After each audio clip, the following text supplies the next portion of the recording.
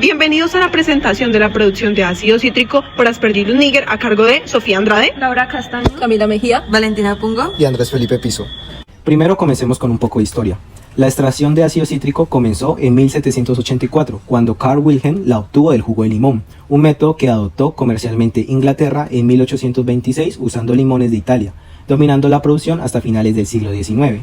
Luego, en 1893, el botánico Welmer descubrió la producción de ácido cítrico mediante la fermentación con Penicillium glaucum, pero lamentablemente esta técnica no prosperó debido a problemas de contaminación y largos tiempos de fermentación. No fue sino hasta 1916 que llegó el gran avance con James Curry, quien descubrió que Aspergillus niger podía producir grandes cantidades de ácido cítrico en condiciones específicas de pH y de alta concentración de azúcar, un hecho que permitió la producción industrial moderna del ácido cítrico establecida por Pfizer en 1923 en Estados Unidos. Pero entonces, ¿qué es el ácido cítrico? Bueno, su nombre proviene del término latino citrus, que se refiere a árboles como el limón. Es un compuesto esencial cuyo peso molecular es de 210,14 gramos mol, compuesto además por 3 grupos carboxílicos con valores de pK de 3,1, 4,7 y 6,4. Y dentro del ciclo de Krebs es un metabolito crucial para la producción de energía celular en plantas y animales. El ácido cítrico se utiliza en diversas industrias. En el mercado global, el 75% de sus ventas se destina a alimentos, confitería y bebidas, el 10% a productos farmacéuticos y el 15% a otras industrias. En la industria alimentaria es valorado por su gran capacidad para realzar los sabores, su agradable sabor y su fuerza ácida. Además, funciona como aromatizante, estabilizante y conservante en alimentos y también como antioxidante y emulsionante en quesos y cremas. En bebidas se usa para mantener el color, el sabor y evitar la turbidez. Aquí entra nuestro protagonista. ¿Quién es Aspergillus niger? Se considera a Aspergillus niger como un hongo mesófilo capaz de crecer en temperaturas entre 33 y 37 grados centígrados, siendo de 31 a 32 grados centígrados óptimas para la producción de ácido cítrico. Se caracteriza debido a su micelio formado por hifas multicelulares incoloras y ramificadas, de 3 a 6 micrómetros de diámetro, las cuales producen conidioforos de hasta 2000 micrómetros de longitud y cabezas de conidios de hasta 400 micrómetros de diámetro. Además, se identifica fácilmente por sus cabezas conidiales de tonos oscuros o negros, que pueden ser globosas, radiadas o divididas en columnas. Aspergillus niger es un ascomiceto filamentoso, común en el ambiente, conocido por actuar como saprobio del suelo y contribuir al ciclo del carbono. Forma también moho negro en vegetales, habita en heno y compostaje y puede ser capaz de causar infecciones oportunistas en humanos. Ahora, ¿cómo es capaz Aspergillus niger de producir ácido cítrico? Para explicar mejor la producción de ácido cítrico dentro de las células de este hongo, necesitamos apoyarnos del ciclo de Krebs. Entonces, el proceso comienza con la absorción del azúcar que se descompone mediante la glucólisis para producir piruvato, el cual se transporta a las mitocondrias donde pasa a convertirse en acetil-CoA. Este acetil-CoA se combina con oxalacetato para formar citrato en el ciclo de Krebs, también conocido como el ciclo del ácido cítrico. Aquí, el citrato se transforma en varias moléculas intermediarias, liberando dióxido de carbono y produciendo energía en forma de ATP y NADH. La acumulación del citrato dentro de las células del hongo provoca su excreción al exterior, y este citrato excretado es el ácido cítrico que se recolecta industrialmente. ¿Y dónde podemos aislar el hongo? Pues Aspergillus niger es muy abundante al vivir en el suelo y crecer sobre materia en descomposición. Es posible encontrarlo en suelos agrícolas y forestales, vegetación en descomposición, alimentos ricos en carbohidratos. Si se quiere aislar el hongo de un sitio determinado, lo que se debe hacer es primero recolección de muestras, luego viene la preparación del medio de cultivo utilizando medios de agar saborot o agar papa destrusa. De ahí la inoculación mediante diluciones seriadas de las muestras. Se inoculan y incuban a 25 grados Celsius durante 3 o 7 días. Después viene la selección de colonias que tengan las características del hongo. Las colonias negras luego se transfieren para obtener un cultivo puro, para así llegar finalmente a la confirmación de identidad del hongo. Esto mediante evaluaciones microscópicas, pruebas bioquímicas y genéticas. Ahora, en caso de seleccionar cepas de alto rendimiento, se tiene en cuenta realizar tamizajes para producción de ácido cítrico, donde miden la producción usando técnicas como la titulación o la cromatografía líquida de alta resolución para cuantificar y comparar. Y segundo, evaluaciones de crecimiento con el fin de evaluar el perfil de crecimiento y la resistencia a condiciones de fermentación. Pero si se presenta la alternativa de usar una cepa ATCC, estas poseen ventajas como la consistencia, estabilidad e información detallada. Además, se suministran como cultivos puros y libres de contaminantes. Aquí, la cepa ATCC IMI 27809 es ideal para producir ácido cítrico a partir de residuos de cervecería, higos y melazas de remolacha, fermentando sustratos económicos y sostenibles, reduciendo costos. Además, es eficiente en condiciones controladas con un pH de 2 a 3,5 y una temperatura de 30 grados Celsius. Requiere buena aireación y agitación para una óptima producción de ácido cítrico. Ahora hablemos del banco de conservación. Una vez aislada la cepa con mejores características de producción, debe conservarse con 3 objetivos fundamentales: la pureza del cultivo, viabilidad del microorganismo y asegurar la estabilidad genética. Si se usa una cepa ATCC, estas ya están listas para uso inmediato, ya que se suministran en forma liofilizada. Pero si se aísla una cepa de Aspergillus niger para conservación, se pueden usar 3 métodos diferentes. Primero, refrigeración en papel filtro. Se sumergen trozos de papel filtro en cultivos en caldo del hongo y se colocan en placas de acar. Después de 5 días se retiran los trozos y se almacenan en bolsas plásticas a menos 20 grados Celsius. Es un método a corto plazo, económico y fácil de realizar, pero no es ideal a largo plazo por riesgo de deshidratación y pérdida de viabilidad. Como segundo tenemos la criopreservación con dimetilsulfóxido. Se mezclan 9 ml de cultivos en caldo puro con 1 ml de dimetilsulfóxido y se almacenan a menos 80 grados Celsius. Es un método a largo plazo muy efectivo para la preservación celular, pero requiere equipos costosos y especializados, como congeladores a menos 80 grados Celsius. Como tercer punto tenemos la refrigeración con glicerol. Se basa en mezclar igual cantidad de glicerol con cultivos en caldo del hongo y almacenarlo a menos 20 grados Celsius. Es un método a largo plazo con el glicerol actuando como crioprotector. No es tóxico, es fácil de manejar y es relativamente económico, aunque es menos que métodos más fríos, pero útil en la industria. Para nuestro caso, recomendamos el método de refrigeración con glicerol, siendo el más adecuado por accesibilidad y costos, pues un refrigerador que mantiene menos 20 grados Celsius es más accesible a comparación de uno de menos 80 grados Celsius. Para los cálculos, al ser un hongo esporulado, se extraen las esporas desde la superficie con ayuda de un asa y se depositan en un vial de 1000 microlitros con un crioconservante que será el glicerol al 10% volumen. Esto se hará para un banco de 1000 viales. Entonces necesitaremos 100 mililitros de glicerol para el banco. Considerando que el volumen total de la solución será de 1000 mililitros para 1000 viales, se necesita un volumen de medio de 900 mililitros. De los 1000 viales que tenemos, 500 serán del banco de reserva y los otros 500 del banco de trabajo, guardados a menos 20 grados Celsius. Para conocer la eficiencia del método necesitamos saber qué cantidad de viales se pueden retirar en cada muestreo utilizando la siguiente fórmula, cuyo resultado es de 9 viales. En este caso, el 10% será lo máximo que podremos retirar, es decir, un máximo de 50 viales. Y finalmente se determina un número aproximado de 5 muestreos, aunque en realidad serían 4 muestreos contando la hora 0 para completar los 5. Con este número de muestreos simplemente hay que dividirlo entre el tiempo que requiere el proceso, asegurándose de no superar el 10% máximo. Como se muestra en la tabla, cada 2 meses se tomarán 9 viales, lo que significa que al cabo de 8 meses se habrán tomado un total de 45 viales, una cantidad que no excede el 10% de 50 viales, demostrando así la efectividad de nuestro método.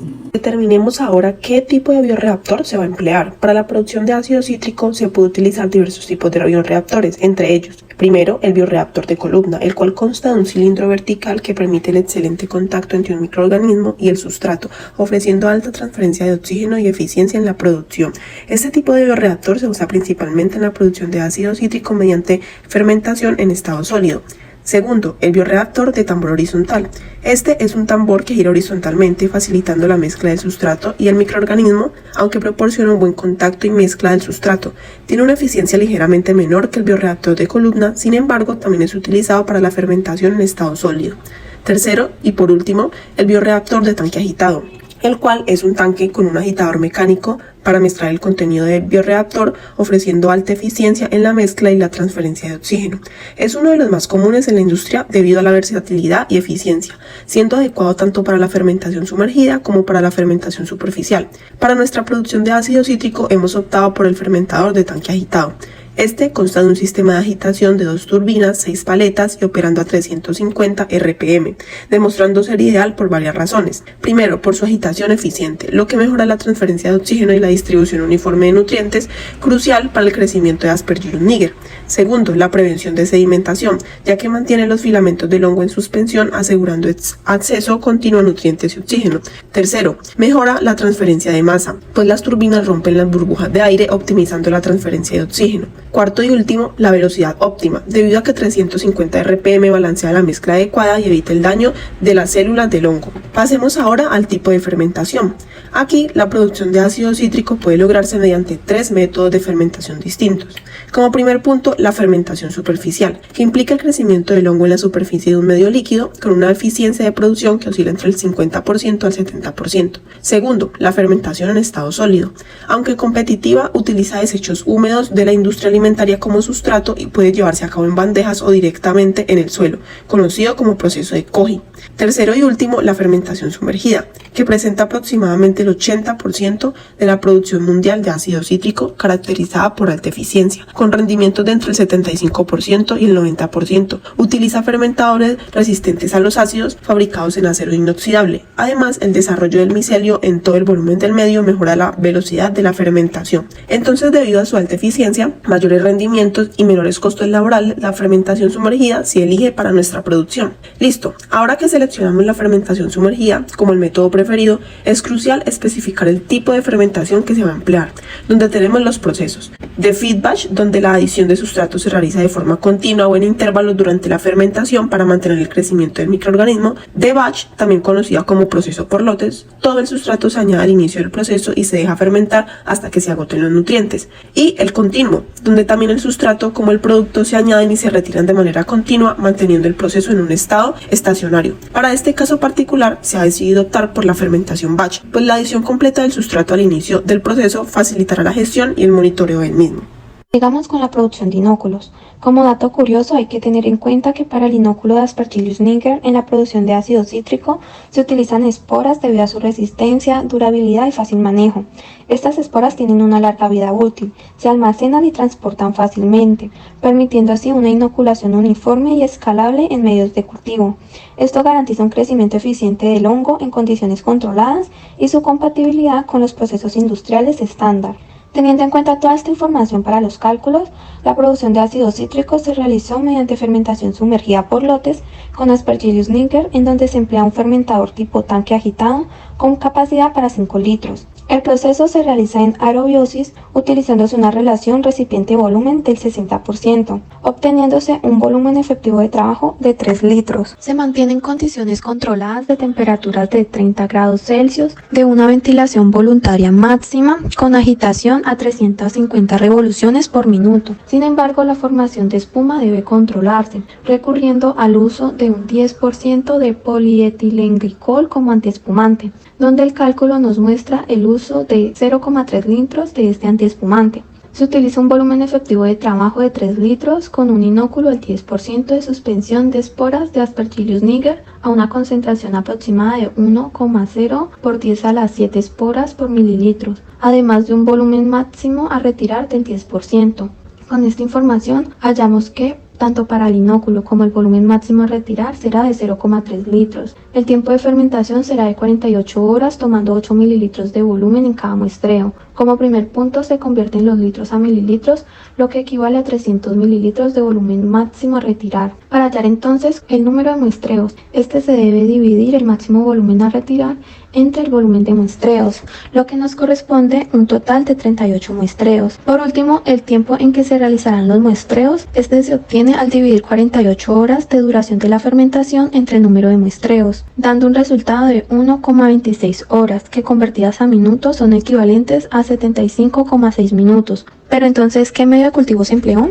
Bueno, resulta que el medio de sales es el más eficiente para el crecimiento de Aspergillus niger y para la producción de ácido cítrico. El medio de extracto de levadura con sales combinada, extracto de levadura, nitrato de sodio, fosfato de potásico, sulfato de magnesio heptahidratado y cloruro de sodio proporcionan una fuente rica en nutrientes esenciales, nitrógeno y estabilidad osmótica. Cabe destacar que la producción de ácido cítrico por Aspergillus niger puede contemplarse en aproximadamente 5 a 14 días, dependiendo de las condiciones específicas de cultivo y el método de producción utilizado. Con esta información será posible calcular las cantidades tanto del medio principal como del medio del inóculo. Para el caso del medio principal se determinó que se necesitarán 9 gramos de extracto de levadura, 6 gramos de nitrato de sodio, 3 gramos de fosfato dipotásico, 1,5 gramos de sulfato de magnesio heptahidratado y 45 gramos de agar. Y para el caso del medio del inóculo se determinó que se necesitarán 0,9 gramos de extracto de levadura, 0,6 gramos de nitrato de sodio, 0,3 gramos de fosfato dipotásico, 0,15 gramos de sulfato de magnesio heptahidratado y 4,5 gramos de agar.